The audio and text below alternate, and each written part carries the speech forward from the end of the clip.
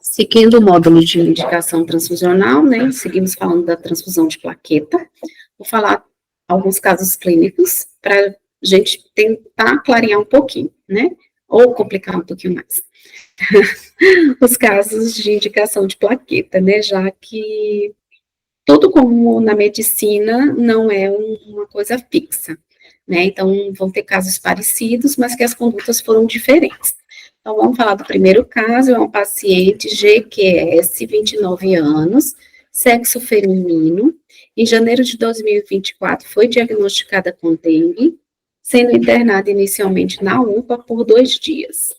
Recebeu alta com melhora, após um mês, nesse quadro inicial de dengue, apresentou novamente febre, testou novamente positivo para dengue, NS1, a parte bem aguda, e, concomitantemente, testou positivo para COVID. No exame físico dela não tinha alterações, essa paciente não tinha petequias, equimoses, nenhum sinais de sangramento.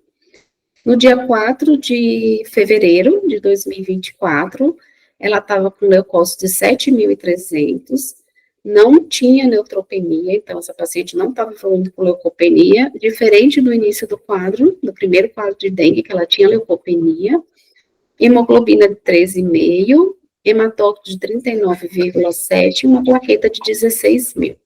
Essa paciente, ela chegou a evoluir com plaquetopenia de até 4.000, mas ela não tinha nenhuma manifestação clínica e ela não recebeu transfusão de plaqueta.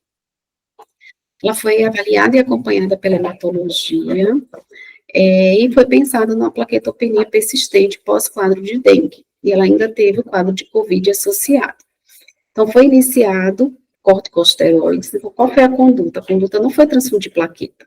Apesar dela ter menos de 20.000 plaquetas, né, uma paciente com risco aumentado de sangramento por conta da plaquetopenia, se a gente fosse avaliar só a plaquetopenia isolada, se a gente avaliasse só a plaqueta, a gente iria fazer, mas precisa avaliar todo o quadro clínico do paciente. Então, a paciente provavelmente tem um anticorpo circulante, periférico, né, e ela está tendo destruição dessa plaqueta.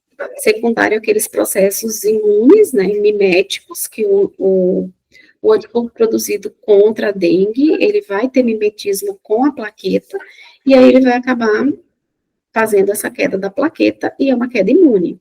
Então, como tratamento da PTI, a gente não vai fazer transfusão de plaqueta, a gente vai tratar com corticoide. A gente considerou essa paciente uma PTI, pós, né, esse processo de dengue, porque ela ficou meses depois mantendo esse quadro. Inicialmente, a gente espera ela recuperar essa plaqueta após o quadro agudo de dengue, mas ela evoluiu com permanência da plaquetopenia, e nessa fase foi iniciado o corticoide. Ela respondeu bem ao corticoide, teve uma boa resposta, então demonstrando que realmente era uma plaquetopenia imune, e essa paciente, apesar de níveis muito baixos de plaquetas, ela não recebeu transfusão, porque ela não tinha manifestação hemorrágica. Então, é bom atentar esse quadro, esse caso é para isso, que a gente não pode avaliar só o número de plaquetas. O outro caso clínico é um paciente PG, 60 anos, do sexo masculino. Ele é um quadro parecido com a paciente, apesar de ser um quadro inicial também de dengue. Eu coloquei um quadro bem parecido mesmo, porque esse ano a gente teve muito quadro de dengue, a gente teve uma necessidade muito grande de plaqueta, porque se pedia com muita frequência e muitas vezes nem tinha indicação. E esse paciente precisou. Ele é um paciente com mais idade. Ele começou com os sintomas também em janeiro, nessa mesma época da outra paciente, mas ele tinha uma queda importante do estado geral. Vocês vão lembrar que a outra paciente praticamente estava sem nenhuma alteração do exame físico, só os sintomas mesmo constitucionais. Esse paciente ele tinha uma mialgia importante, teve febre, inicialmente procurou a UBS, orientou a realizar hemograma, e ele só coletou 3 dias após. Quando ele coletou esse exame na UBS, eles mandaram convocar o paciente porque tinha uma plaquetopenia muito acentuada. Apesar de todos esses sintomas de mialgia, de febre, ele ainda não tinha apresentado nenhuma manifestação hemorrágica. Então, estava em casa e foi convocado. Só que quando ele evoluiu, ele procurou novamente, após 3 dias, o atendimento médico, ele já estava com uma evolução para sangue na urina. Ele tinha uma hematúria e ele já tinha um sangramento gengival. Nesse momento que ele começou a ter sangramento, ele procurou a UPA, foi internado. Na admissão, ele apresentava uma mialgia intensa, racho cutâneo generalizado e muitas petecas difusas. Em todo local de punção, ele apresentava sangramento, e esse paciente evoluiu com alterações das transaminases, evoluiu com plaquetopenia importante, mas ele tinha manifestação hemorrágica. Ele estava com muito sangramento cutâneo mucoso, ele tinha petecas em todo o corpo, e ele apresentou uma hematúria. Então, esse paciente, ele foi transfundido na UPA, com essa contagem de 4.000 de plaqueta, e ele veio para responder um parecer, ele continuava com plaquetopenia. Então, nesse caso, a transfusão de plaqueta, ela não foi para melhorar o número de plaqueta, e ela não serviu para isso realmente, porque ela manteve uma plaquetopenia. Então, a plaqueta que ele recebe, ele também faz essa destruição dessa plaqueta, pelo mesmo fenômeno autoimune, que está, pelo mesmo fenômeno imune que está destruindo a plaqueta dele, e aí a gente não vai ver um aumento dessa plaqueta com a transfusão. Mas a transfusão, nesse caso, foi bem indicada porque ele tinha sangramento, e a transfusão, nesse caso, é para a parada do sangramento. Quando ele veio para avaliação, ele já não tinha o sangramento agudo da hematúria, ele continuava com petequias, mas ele estava com 10.000 de plaqueta, sem sangramento ativo, ele não recebeu transfusão. Foi acompanhado o paciente, iniciado o corticoide para diminuir esse anticorpo, e o paciente também evoluiu com uma boa resposta ao uso do corticoide e a resolução do quadro de dengue.